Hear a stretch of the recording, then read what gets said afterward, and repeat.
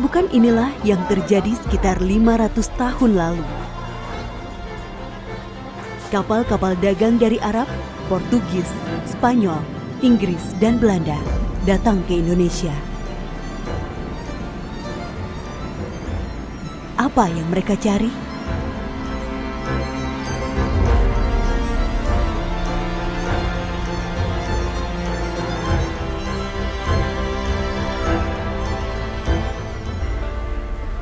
Bagian yang pertama adalah agama Kristen di Indonesia.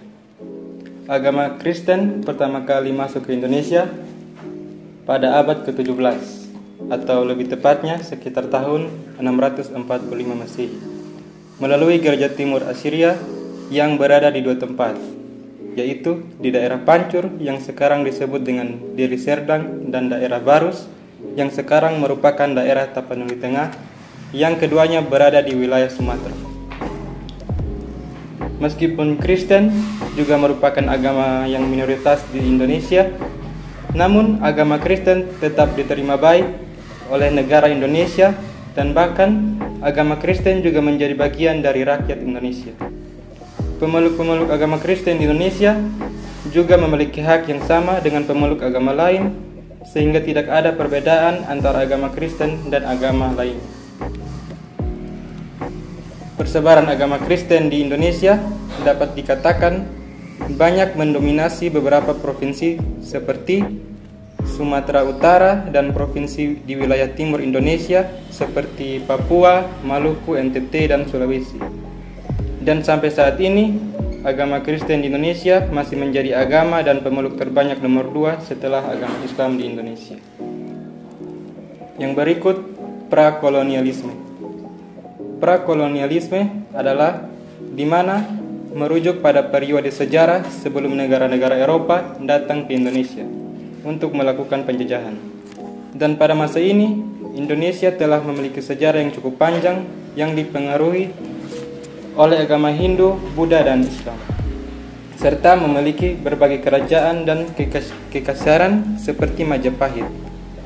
Prakolonialisme juga mencakup pada periode sejarah sebelum kedatangan kolonialisme Eropa, di mana Indonesia telah memiliki struktur politik, sosial, dan budaya yang beragam. Kolonialisme juga merupakan upaya untuk suatu negara agar dapat menguasai wilayah di luar negaranya, dengan tujuan untuk memperluas kekuasaan dan sumber daya negaranya. Masa kolonialisme di Indonesia juga menyebabkan banyak penindasan, penderitaan, dan eksploitasi sumber daya manusia serta alam. Hal ini berlangsung selama berabad-abad sebelum Indonesia memperoleh kemerdekaannya. Berikut kekristenan awal di Sumatera. Kekristenan sudah ada di Nusantara pada abad ke-7 yang dibawa oleh para orang Nestorian melalui India ke Barus, Sumatera Utara. Dari letak strategis dan hasil alamnya, Barus memiliki sumber daya alam yang bernilai sehingga memikat para pedagang. Kekristenan awal di Sumatera bermula dari orang-orang India Selatan yang kembali menekuni iman mereka. Para pedagang Yahudi melakukan perjalanan dagang ke India Selatan pada abad pertama. Jalur dagangnya dari Palestina, Mesir, kemudian mencapai India Selatan dalam waktu kurang dari 3 bulan. Klaim ini didasarkan pada perkiraan kisah Thomas dan dokumen abad ke-3 atau ke-4 serta tradisi umat Kristen, Kerala, dan tradisi kuno Makames.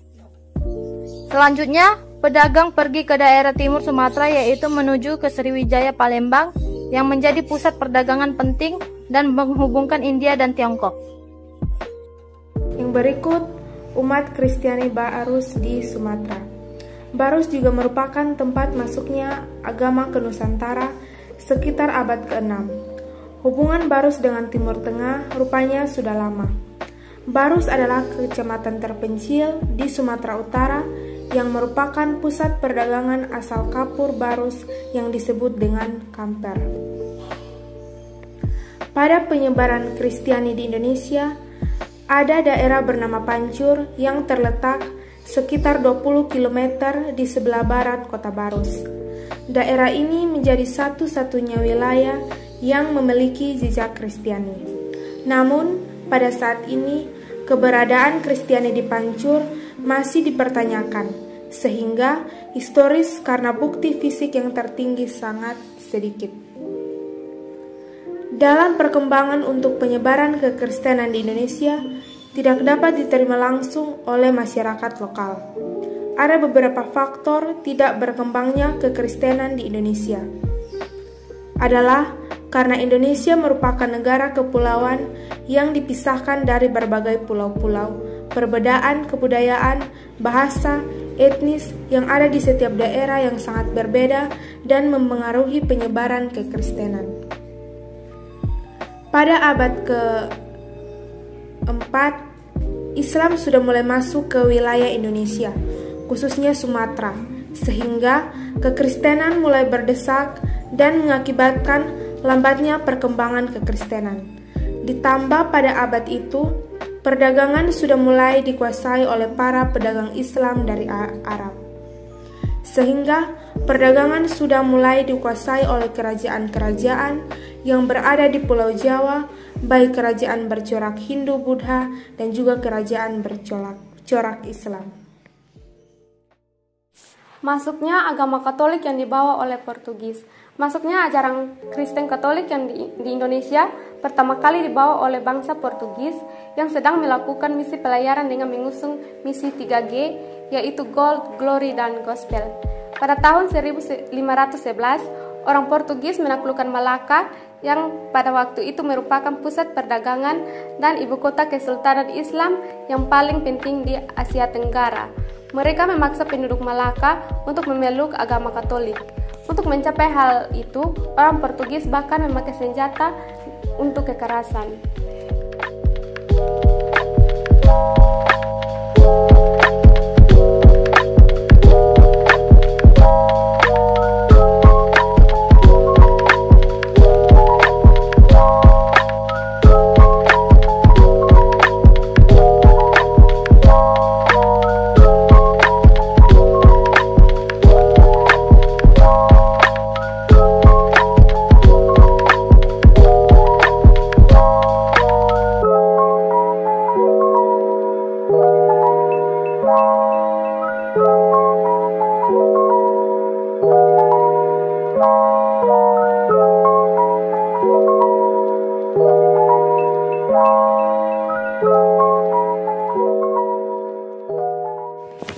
Berikutnya, masuknya VOC Belanda dan perdagangan rempah. Pada awal abad 17, orang Belanda Kristen Protestan memerangi orang Spanyol yang Katolik. Alasan orang Belanda datang ke Asia adalah untuk mengalihkan lalu lintas perdagangan dari musuh mereka yaitu Spanyol dan Portugis. Karena orang-orang Belanda adalah pedagang sama seperti orang Portugis, awalnya mereka tidak melakukan penjajahan. Hal itu baru mulai mereka lakukan pada akhir abad ke-19. Mereka ingin memperoleh dan monopoli dalam hal perdagangan antara Eropa dan Asia. Dan mereka juga sangat ingin untuk dapat menguasai jalur-jalur dagang antara pelabuhan-pelabuhan di Asia dan di Indonesia. Mereka ingin menguasai daerah-daerah tertentu, yaitu daerah-daerah di mana terdapat tanaman-tanaman yang berharga atau rempah-rempah yang mereka lakukan penjajahan di Indonesia berawal dari Maluku dan kemudian Jawa.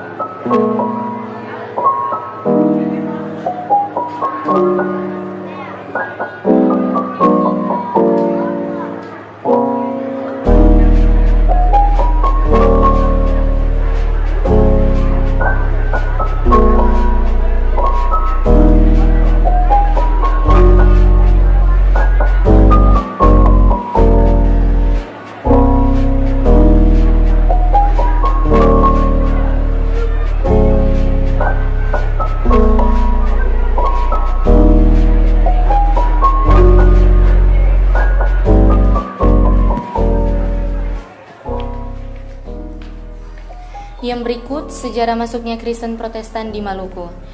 Penyebaran Kristen Protestan di Maluku pertama-tama dimulai dengan Belanda. Belanda sangat melarang keras kegiatan apapun yang dilakukan oleh agama Katolik pada saat itu. Dan pada saat itu pula, Belanda mulai menyebarkan agama Kristen Protestan. Hal ini dilakukan karena memang para petinggi VOC adalah mayoritas Kristen Protestan, sehingga mereka mengganti posisi para imam Katolik berkebangsaan Portugis dengan pendeta Protestan dari Belanda. Materi yang berikut, masuknya ajaran Kristen di Indonesia. Pada tahun 1799, perusahaan dagang VOC mengalami kebangkrutan sehingga membuat pemerintah Belanda mengambil alih semua hutang VOC. Sehingga dampaknya pemerintah Belanda yang pada waktu itu Belanda berada di bawah kekuasaan Inggris dengan Sir Thomas Stamford Raffles sebagai Letnan Gubernur Jenderal dan mulai berkuasa di Hindia Belanda. Raffles mengubah kebijakan Belanda dan mengizinkan Lembaga Baptist Missionary Society dan London Missionary Society untuk bekerja di Jawa dan di daerah lain di Indonesia. Para misionaris mulai antusias dengan misi pewartaan Injil ini. Akan tetapi, hasil akhirnya sangat mengecewakan mereka, dikarenakan hampir tidak adanya orang Jawa yang mau bertobat, berpindah menjadi agama Kristen.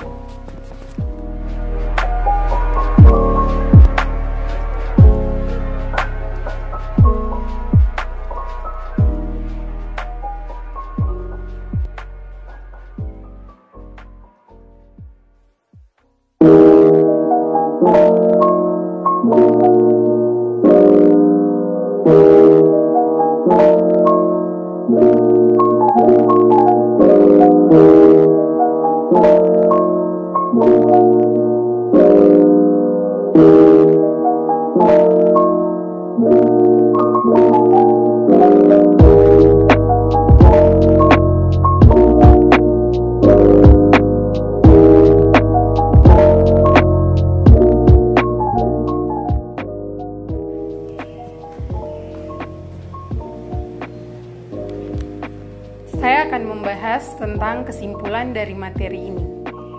Kesimpulannya adalah penyebaran agama Kristen pada saat itu tidak terlepas dari adanya perdagangan yang dilakukan oleh para pedagang dan para misionaris dari Eropa. Karena misi ini dilakukan oleh para misionaris dari Eropa untuk dapat memperkenalkan dan dapat menyebarkan agama Kristen di berbagai wilayah di Indonesia saat sebelum adanya kolonialisme. Perdagangan rempah pada masa prakolonialisme menjadi jalan penyebaran adanya agama Kristen di Indonesia. Karena ketika para pedagang sedang menjual hasil rempah, mereka juga sekaligus menyebarkan agama Kristen di Indonesia. Maka dapat merujuk pada peran agama tersebut dalam membentuk masyarakat dan budaya sebelum ada masa kolonialisme. Dan pengaruh kekristenan pada waktu itu tidak hanya bersifat agama, tetapi juga membawa perubahan sosial dan ekonomi melalui perdagangan rempah yang kemudian mempengaruhi perkembangan wilayah tersebut.